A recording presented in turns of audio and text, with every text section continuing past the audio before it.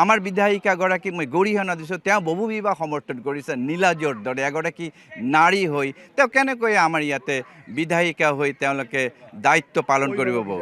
মাননীয় অধ্যক্ষ মহোদয়, ইউনিফৰ্ম চিভিল কোড স্ত্ৰী কোনোবা এজন স্ত্ৰীয়ে যদি দীঘলীয়া সময় ধৰি জটিল ৰোগত আক্ৰান্ত হৈছে, শাৰীৰিক মানসিকভাৱে অচল আৰু আৰোগ্য হোৱাৰ কোনো সম্ভাৱনা নথকাৰ ক্ষেত্ৰত স্বামীক দ্বিতীয়বাৰ বিয়া কৰাৰ ব্যৱস্থা প্ৰদানৰ এটা উপকৰণ।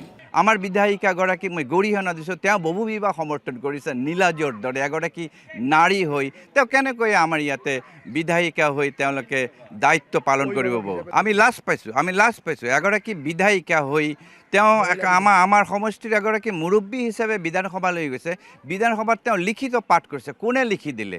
তেওঁ নিজৰ বুদ্ধিমত্তাৰে তেওঁ কথা ক'ব নোৱাৰে, তেওঁলোকে এটা লিখিত পাঠ কৰিছে।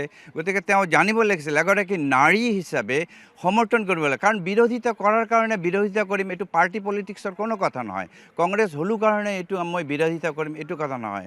আমাৰ ইয়াত মানে ৰাজনীতিৰ ঊৰ্ধত আমি এইবোৰ চিন্তা কৰিব লাগে। গতিকে তেওঁলোকে আমাৰ বিধায়িকাগৰাকী আমাৰ বুলি ক'বলৈও মোৰ লাজ লাগে। এতিয়া তেওঁ যি কৰিলে এইটো আমি লাজ পাইছোঁ, গতিকে ইয়াক মই গৰিহণা দিছোঁ। আমাৰ বিধায়িকাগৰাকীক মই গৰিহণা দিছোঁ, তেওঁ বহু বিবাহ সমৰ্থন কৰিছে নীলাজৰ দৰে এগৰাকী নাৰী হৈ তেওঁ কেনেকৈ আমাৰ ইয়াতে বিধায়িকা হৈ তেওঁলোকে দায়িত্ব পালন কৰিব পাব। তেওঁ আমাৰ দৃষ্টিৰ পৰা নামি গৈছে। তেওঁৰ যি সন্মান আছিল নাৰী সমাজত, আমাৰ পুৰুষ সমাজত, ধুবুৰীৰ সমাজত, অসমৰ সমাজত তেওঁ এতিয়া আমাৰ দৃষ্টিৰ পৰা নামি গৈছে। গতিকে মই ভাবোঁ বিধায়িকাগৰাকীয়ে এইটো উদ্ৰ কৰিব লাগে, ক্ষমা খুজিব লাগে। বহু বিবাহ তেওঁ সমৰ্থন কৰাটোক আমি কোনোপধ্যে মানি নলওঁ। তেওঁ যিহেতু সমৰ্থন কৰিছে এই সমৰ্থন তেওঁ উঠাই ল'ব লাগে। এই দাবী মই ধুবুৰীবাসী হিচাপে এজন সচেতন নাগৰিক হিচাপে মই দাবী কৰিছোঁ। মুখ্যমন্ত্ৰীয়ে যেনেকৈ কথাবোৰ কয় কাৰো ক্ষতি কৰাৰ কাৰণে নকয়। কিছুমান কথা মানিবই লাগিব, কাৰণ এইটো এটা আইন।